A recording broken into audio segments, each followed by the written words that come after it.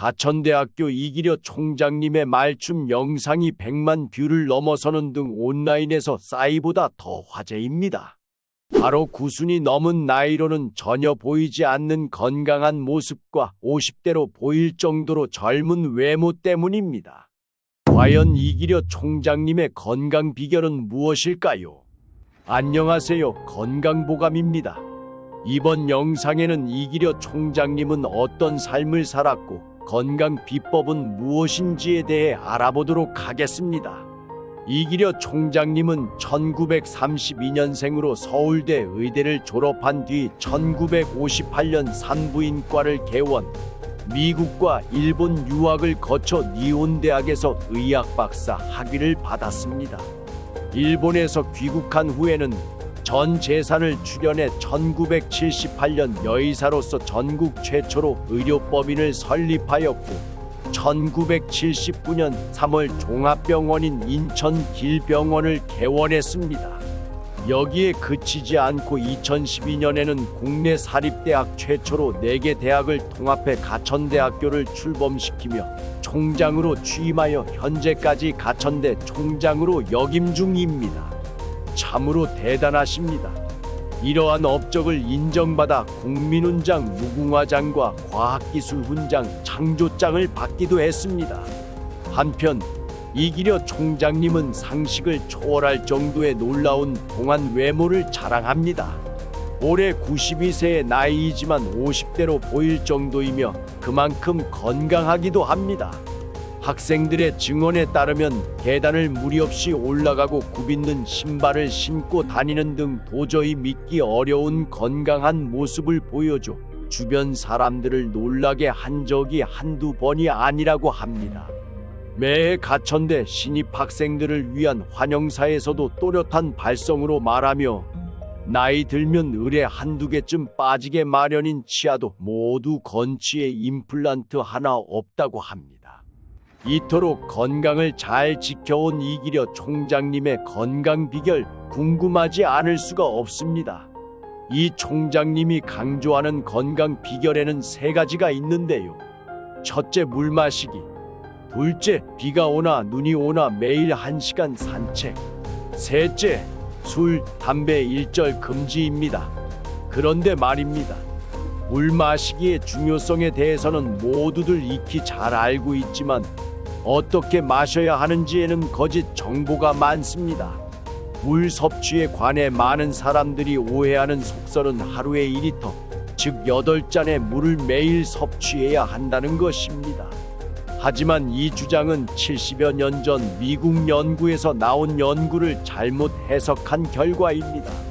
이후 많은 연구가 하루에 2리터씩 물을 마신다고 해서 건강에 특별한 도움이 되지 않는 것을 밝혔지요. 그보다 더 중요한 것은 물을 자주 틈틈이 마시는 습관입니다. 또한 갈증이 난다고 물을 한꺼번에 많이 마시는 것은 위와 콩팥에 무리를 주기 때문에 조금씩 자주 마시는 것이 중요합니다.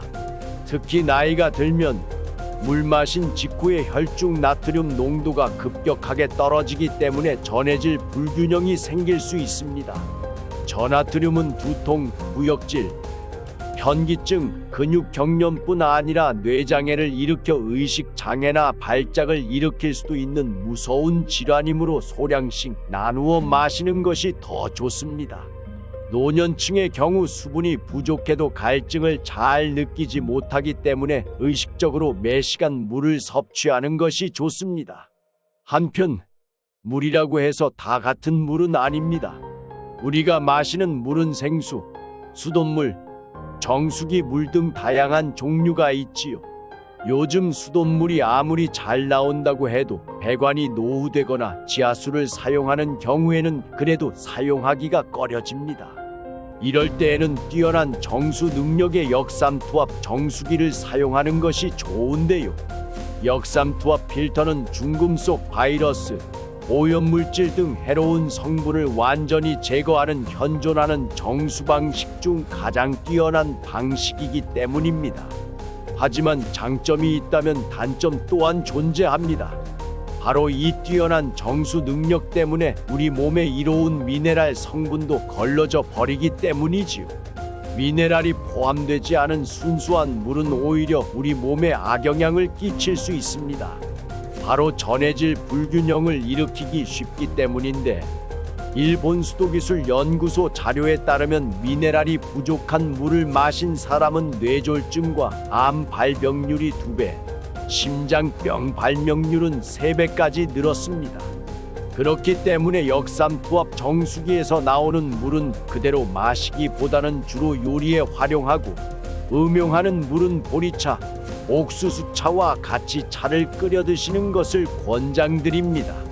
요즘에는 미네랄이 풍부한 해양 심층수와 광천수 제품 또한 저렴하게 잘 나오고 있으니 고려해보는 것도 한 가지 방법입니다.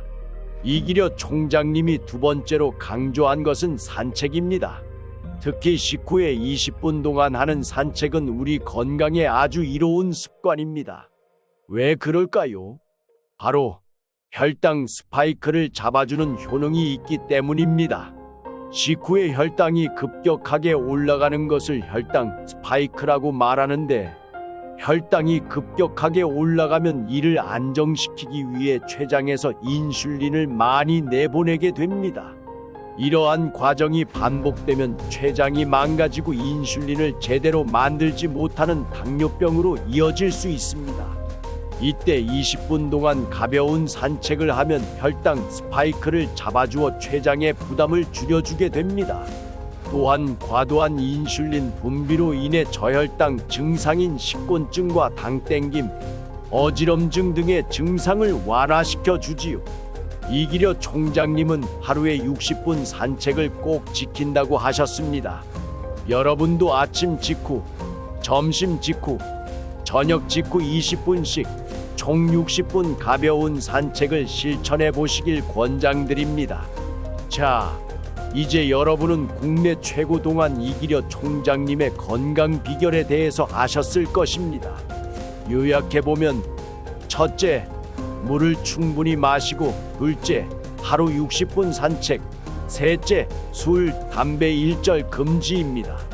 오늘 내용을 잘 숙지하시고 건강한 삶을 영위하시길 바라겠습니다. 오늘 내용이 유익하셨다면 가족, 친지, 주변 분들께 많이 나눠주시기 바랍니다. 궁금한 것이 있다면 댓글 달아주시면 답변 드리겠습니다. 안 아프고 오래 살 수 있도록 우리 다 같이 노력해 봅시다. 구독과 좋아요 부탁드리고 끝까지 시청해 주셔서 감사합니다.